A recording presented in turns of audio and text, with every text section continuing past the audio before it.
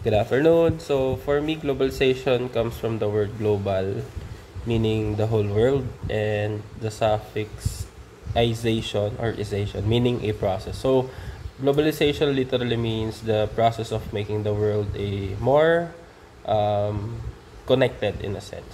So, in some simple terms, it's how countries, businesses, cultures, and people become more linked together through trade, technology, travel, and communication per se. So, in the Philippine context, the advantages of globalization, first is we have more diverse jobs. So, before wala tayong mga call center. So, currently we have foreign companies like BPOs and factories that are investing here in the Philippines. Um, Then, second is we have international products na tayo naman mga Pilipino ay matangkilik, no? So, mahilig tayo sa foreign products like our jeans, our vegetables, our technology gadgets rather, or international brands or cars, no? Ganun din. So, ano pa yung mga advantages of opportunities?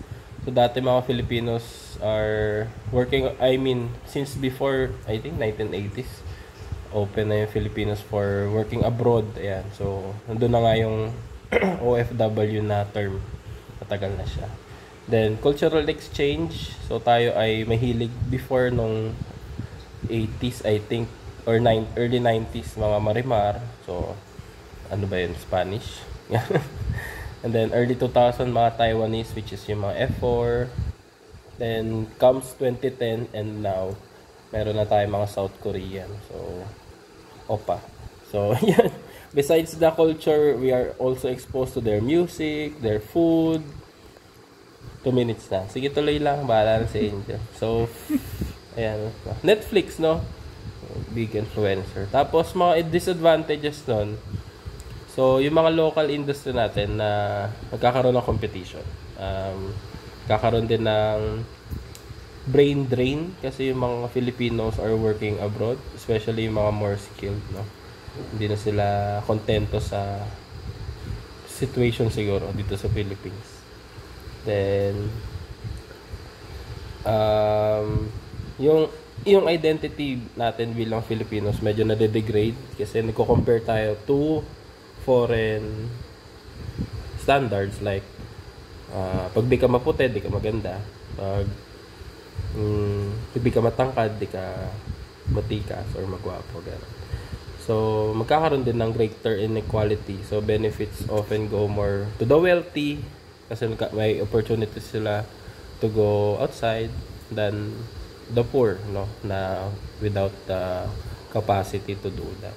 So, in short, globalization makes the world feel more smaller and more connected kasi since nag-Facebook ako, tas way before pa may Friendster, may ano pa ba yung kuya, MySpace. Ayan, so nakaka-connect ka na sa iba't ibang nation. Basta nag-start yun nung internet era ng 2000. So sa Philippines, meron tayong mga opportunities, meron din tayong mga challenges. Pero ang maganda dito, ang Filipino hindi nagpapahuli, no? So, meron tayo laging growth. Yun nga lang, due to globalization then, we often compare Philippines with other nations. So, we can ensure that our culture is diverse, our industries are diverse, and people will surely be entertained and will have benefit talaga. So, yun lang po ang explanation ko sa globalization. Thank you!